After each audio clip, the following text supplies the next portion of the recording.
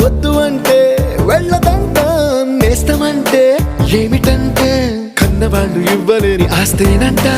ఇస్తూ నీకై ప్రాణం పంచిస్తూ తన అభిమానం, నీలో ప్రతి ఒంటరి తరుణం చెరిపేస్తూ ఎన్నో వేల కథలు. అరే ఇంకో కథ మొదలు.